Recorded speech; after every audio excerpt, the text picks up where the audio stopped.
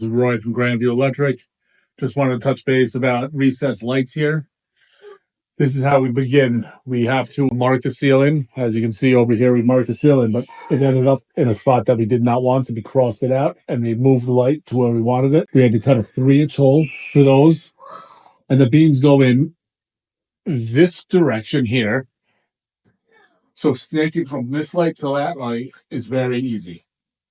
To get from this light to these other lights, we have the beams that are in the way going in between them. So we had to notch, and we also had to drill beams at the same time. So we had to notch this to be able to get through that beam, but I was able to drill a hole in another beam on both sides of this. That's why we have one hole here.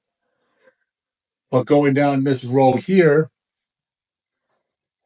we have a bunch of notches we weren't able to get through. Not the best, but we're going to patch those up. You wanted to know. And we have a different type of light here compared to in the house. These are more expensive light that are trimless. Once you do it, you'll just see one hole and there won't be a little 1-inch trim going around the light, which makes it a higher end light. So in our main areas of the kitchen and in our family room, we have the trimless, and then everywhere in the house, we have trimmed light, which looks like this over here.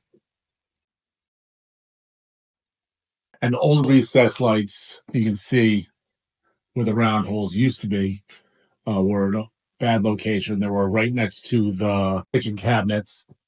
So we did not want the lights right next to the kitchen cabinets shining all the light down. We wanted it in the alleyway of each, between the island and the refrigerator and the island and the sink. So we have a nice strip of light, equal parts light going everywhere. Unfortunately, whoever wired this house made only single pole switches. So there's only one switch here to turn the recessed lights on, and you have to walk in around the island to be able to turn the recessed lights on. We're going to solve that issue with a smart switch, a RadioRA, and some keyless keypads that we're going to put at the entrances so we can control multiple light switches that are in the wrong location.